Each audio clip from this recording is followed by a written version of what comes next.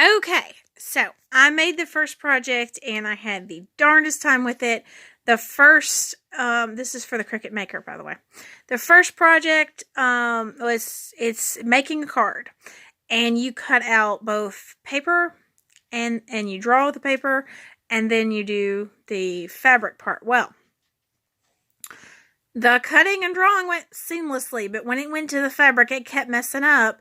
And it would do it like right after the first bit, and it didn't recognize that it messed up, and it just kept doing it over and over. And I restarted my computer, everything, and nothing was working. And then I went back to the project in Design Space and tried to do it from there, and that didn't work. And then finally, I just redid the tutorial over and over again. I think we're like 25, 30 times to redo it, and I had to start over from the beginning. I didn't have any more paper to do the test cut, so what I did was, I could have used my paper, but I thought it would throw something off, so I just took the blade and the pen out and just let it go through and do its thing, because you only had this much material. This was the first piece that's like canvas, but it's paper. It's really thick, but it feels like canvas. It's really nice grade, heavyweight card. So that came off, and that resulted in this card. This blue piece was kind of hard to get back into but it just, these pieces are cut out, the white bit's cut out, and you just fit it behind it, and it looks like that. So then for the fabric bit, when I finally got it to cut, and I put the blade in, the rotary blade is in, because you had to change your blades out, and you use the pink mat. And I thankfully had watched a few videos. I didn't watch anyone do the first project, so I didn't know anything about what the first project was. I wanted to do a very honest review of the Maker, and so, of course, I have trouble, and then I don't know what to do, but it's honest, you know. Okay. So, it went through. I loaded the fabric on the little pink mat here. There's different color. The pink mat's the actual fabric. And I thought it didn't cut, and it I saw it, I looked at the thing, it looked like it was cutting, and it'd make the same noises as the Explorer does, because it's a different process. And then I'm like, man, it didn't cut. I'm mad. And then, I was like, well, I just need to redo that bit again. And I was like, well, it's not letting me do that. It says it's finished. So, then I happened to remember watching a video where someone said, you know, when I first cut fabric on my Maker, I didn't think it cut, because it didn't look like it did, and I peeled the fabric off, and voila, it cut. So, feeling like an idiot, yeah, it cut the kite piece. So, all I have to do is take some adhesive that was not included, and then just stick it over that little kite that's drawn out. But in my opinion, I like the detail that was on the kite, so I kind of feel like that was sort of a waste. Also, I saw in the sample piece, the sample card, it had stitches here and stitches the to put the kite bone parts in, those little, that telltale kite part. And then they had a little brad they put there in the middle, so it really looked like a kite. It was super cute. So, I might still use it. I do like it. I might still use it because it all matches, of course, and then put the little coordinating pit. That doesn't come with it. But I have some enamel dots, and then they took and put enamel dots on the tail, which was cute, but I could probably just pop one there, any kind, to do. And it would have been, it comes with this blue material.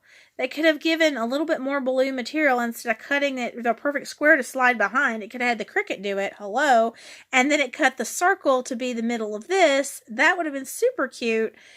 And honestly, that was a little misstep there. It's silly when you look at the finished project in Design Space, and it actually looks better than what you have someone make. The first project you make for the Explorer, everything's there. Everything works great. So, that would be something I would add. Have us actually cut out the back part so you get a feel for doing it.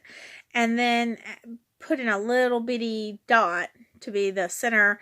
It won't be an enamel, it's paper, but you put a little, you know, if you put a little bit of liquid glass or glossy accents, I mean, it looked like an enamel dot. It would have been super cute. So I'm sad about that. I could actually, I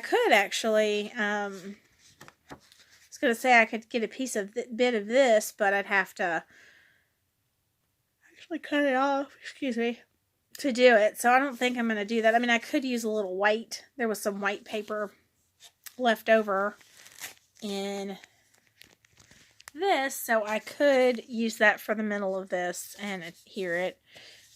Either way, it's a super cute card. I would make this card again. I don't know if I did this bit again, but I would do this card again, and then, like I said, I would add the detail of this part here. And also, when you actually make this card in Design Space, I noticed it had a cut file to do the envelope. It's a really cute card. I love the skinny letters on it. That would have been hard to do on the Explorer. So the Maker does cut very well, but it's frustrating when Design Space doesn't work. They upgraded Design Space, and you choose whether you're using a Maker family product. Maker or Explorer family product. Since the Explorer has different machines, I have the first Explorer ever that came out, and when I put that in, it went so much faster than it ever did. I had like, it went so seamless and so smooth and so great. Had I had new blades, a new mat, I probably would have had even a better experience with the cutting. But as far as the Design Space, that was great. So I don't know why it's not working really well with the Maker. I don't know if it was an internet issue. It's a great product. It's a great thing. Also, the fact that it doesn't have a dial. I've had to shoot this video a couple of times now, so I don't think I said that before. The Explorer has a little dial, and so if you have it set to, let's say, cardstock, there's 3 different settings for cardstock. So I normally go with, like, if it's a light, I'd start with light, and then if it's not cutting good, I go to the next. It's depending on how it is. If the blade's kind of dull, I could cheat and go up to the next level. I've even cut on poster grade when I was trying to do regular cardstock, just to get it to cut a little down a little more, to get those blades to get as much as possible.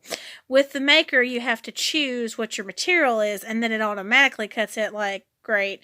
And so, might get better use out of the actual blade going that way. Time's going to tell for that, so I'm going to keep being honest with what I do. I've made a lot of baby shower stuff with my Explorer. I'm decided to keep my Explorer and just see, because there are times when you're cutting something out, it might take a while, and you might want to use the Explorer, and I'm hoping I have someone I can gift it to, because I've absolutely loved it. Thank you for watching this video. Have a good day.